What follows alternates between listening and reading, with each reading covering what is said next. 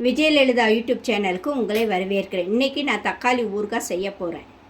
இதுக்கு தேவையான பொருள் என்னென்னன்றதை பார்த்துருவோம். எண்ணெய் 50 கிராம், புளி ஒரு சின்ன சைஸு, வெந்தய பவுடர் 1 ஸ்பூன், காஷ்மீர் சில்லி 1.5 ஸ்பூனுக்காக நான் எடுத்திருக்கேன். 1 ஸ்பூன் கல் உப்பு, 1 ஸ்பூன் கடுகு, 1 ஸ்பூன் பெருங்காய பவுடர், தேவையான அளவு கருவேப்பில்லை, 1 கிலோ தக்காளி. இது எப்படி செய்யலான்றதை காட்டுறேன், வாங்க பார்க்கலாம். இந்த மாதிரி காம்பு இதெல்லாம் சைடில் இருக்கும் பாருங்கள், அதெல்லாம் கட் பண்ணி எடுத்துடணும். 4 பீஸாக போட்டிருக்கேன். இந்த சைடு ஒரு மொத்தம் 8 பீஸாக வரும் உங்களுக்கு. இந்த மாதிரி கட் பண்ணி எடுத்து வச்சுக்கோங்க. எண்ணெய் அடுப்பு சட்டி சூடு பண்ணிட்டேன். ஒரு 2 ஸ்பூனை எண்ணெய் ஊற்றுறேன். எண்ணெய் ஊற்றிட்டு இங்கே தக்காளியெல்லாம் எடுத்து வச்சுருக்கேன். இந்த தக்காளியெல்லாம் இதுக்குள்ளே போட்டுருக்கேன்.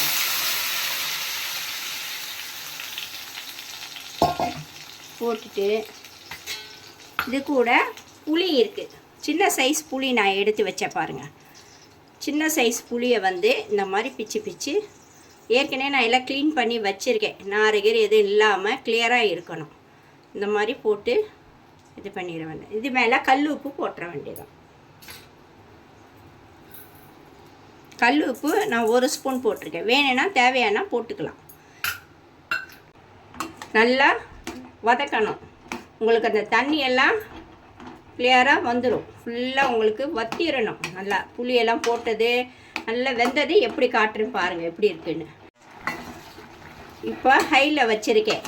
2 வதக்கிட்டு தட்டு போட்டு மூடி சிம்மில் வச்சிடணும். சிம்மில் வச்ச பின்னாடி எப்படி இருக்குன்றதை நான் காட்டுறேன். நான் அடுப்பு சிம்மில் தான் வச்சுருக்கேன். இங்கே பாருங்கள் எப்படி இருக்குன்னு பாருங்கள். இன்னும் நல்லா வற்றணும். ஃபுல்லாக உங்களுக்கு வெந்து நல்லா வற்றணும். இப்போ பாருங்கள் எவ்வளோ தண்ணி இருக்குது பாருங்கள். இன்னும் ஒரு 10 நிமிஷம் வச்சிட்டோம்னா ஃபுல்லாக சுண்டிடும். சின்ன பின்னாடி என்ன பண்ணுன்றதை காட்டுறேன் பாருங்கள். நான் அடுப்பில் சிம்மில் வச்சுருக்கேன். இப்போ எடுத்து காட்டுறேன் எப்படி இருக்குன்றதை பாருங்கள்.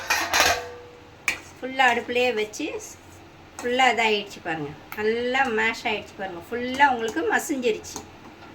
எப்படி இருக்குன்றதை பாருங்கள். இதை கொஞ்சம் ஹையில் வச்சுட்டு இன்னும் கொஞ்சம் நல்லா கொஞ்சம் 2 வதக்கிட்டோம்னா வச்சுக்கோங்க, அடுப்பை ஆஃப் பண்ணிடலாம். இப்போ நான் அடுப்பை ஆஃப் பண்ணிடுறேன் பாருங்கள். அவ்வளோதான். ஆற விட்டுட்டு மிக்சியில் போடணும். காட்டுறேன் பாருங்கள் எப்படி இருக்குன்னு. தொடச்சி நல்லா காய வச்சு இருக்குன்னு ஈரப்பதன்றதை இருக்கக்கூடாது. இப்போ இது ஆறிடுச்சு. இதை நான் மிக்சியில் போடுறேன் பாருங்கள்.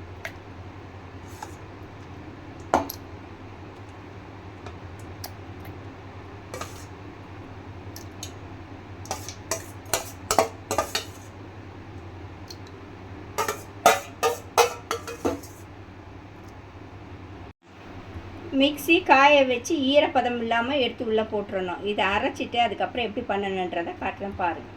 சட்டி நல்லா சூடாயிடணும். கடாய் நல்லா சூடாயிடணும். எந்த இதுவும் இருக்கக்கூடாது, ஈரப்பதன்றதே இருக்கக்கூடாது. எண்ணெய் உள்ளே ஊற்றிடுறேன். எண்ணெய் சூடாகட்டும். இப்போ நான் கடுகு போடுறேன்.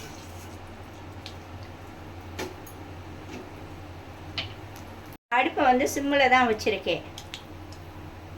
கடுகெல்லாம் பொரிஞ்சவொடனே என்ன போட்டுன்றதை காட்டுறப்ப கருவேப்பிலை நான் போடுறேன். கருவேப்பிலை போட்டிருக்கேன் பாருங்கள். இப்போ 1.5 ஸ்பூன் காஷ்மீர் மிளகாத்தூள் போடணும். 1.5 ஸ்பூன். அடுப்பை சிம்மிலே தான் வைக்கணும், ஹையில் வைக்காதீங்க. 1.5 ஸ்பூனுக்காக நான் போட்டிருக்கேன். வெந்தய பவுட்ரு ஒரு 3/4 போட்டிருக்கேன். 3/4 ஸ்பூனுக்கு. பெருங்காயம் ஒரு 1/2 ஸ்பூனுக்கு. இப்போ நான் அந்த தக்காளி இதெல்லாம் இதில் கொட்டிடுறேன்.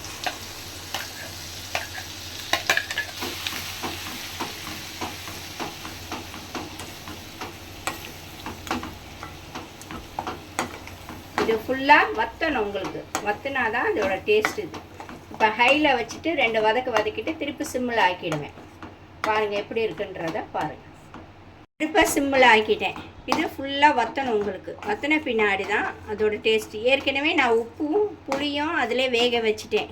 நாட்டு தக்காளினால நான் புளி கம்மியாக போட்டிருக்கேன். இதே பெங்களூர் தக்காளி இந்த மாதிரி நீங்கள் பண்ணிங்கன்னா புளி கொஞ்சம் அதிகமாக போடணும்.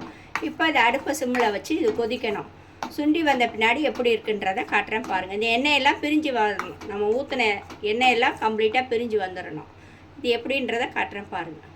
இப்போ நான் அடுப்பை சிம்மில் தான் வச்சுருக்கேன். சிம்மில் வச்சு தான் இதை கிண்டணும். தட்டு போட்டு மூடக்கூடாது. இது சுண்ட சுண்ட எண்ணெயெல்லாம் பிரிஞ்சு வந்துடும். நீங்கள் ஹையில் வச்சிங்கன்னா தரப்பு எல்லாம் தெரிக்கும். அதனால் எப்போயுமே அடுப்பில் சிம்மில் வச்சே பண்ணுங்கள். எண்ணெய் பிரிஞ்சு வந்தானே உங்களுக்கு காட்டுறேன் பாருங்கள் எப்படி இருக்குன்றது. இப்போ அடுப்பை சிம்மிலே தான் வச்சுருக்கேன். எண்ணெய் பிரிஞ்சு வருது பாருங்கள். இந்த மாதிரி எண்ணெய் பிரிஞ்சு வரணும்.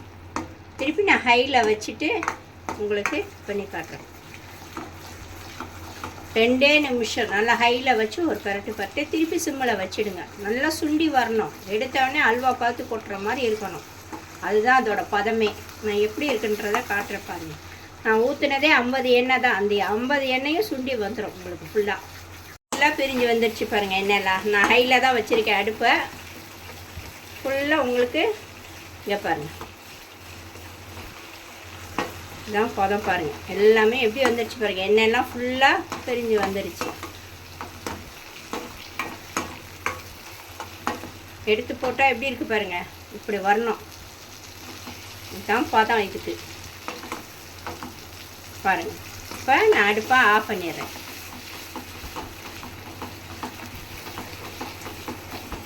இங்கே பாருங்கள். ஆஃப் பண்ணிவிட்டேன் அடுப்பை. எப்படி இருக்குது பாருங்கள். எண்ணெயெல்லாம் எப்படி பிரிஞ்சு வந்திருக்கு பாருங்கள். ஃபுல்லாக எண்ணெய் எப்படி வந்திருக்கு பாருங்கள். ஃபுல்லாக இதில் இருக்க எண்ணெயெல்லாம் பிரிஞ்சு வந்துடும். நான் இது 1 கிலோவுக்கு போட்டிருக்கேன். ஏன்னா 1 வாரத்துக்கு வரும். ஆனால் வெளியே வந்து 2-3 நாள் தான் வைக்க முடியும். நீங்கள் ஃப்ரிட்ஜில் வச்சுக்கலாம். தக்காளி ஊறுகாய் ரெடி ஆயிடுச்சு. தக்காளி ஊறுகாய் வந்து நீங்கள் வந்து சாப்பிட்றப்ப சாப்பாடுக்கும் போட்டுக்கலாம். ஊறுகாவும் தயிர் சாதத்துக்கு ஊறுகாவும் தொட்டு சாப்பிட்டுக்கலாம். இதை பிடிச்சிருந்தால் லைக் பண்ணுங்கள், ஷேர் பண்ணுங்கள், கமெண்ட் பண்ணுங்கள், பெல் பட்டனை தட்டுங்க, சப்ஸ்கிரைப் பண்ணுங்கள். ஓகே, தேங்க்யூ, பாய்.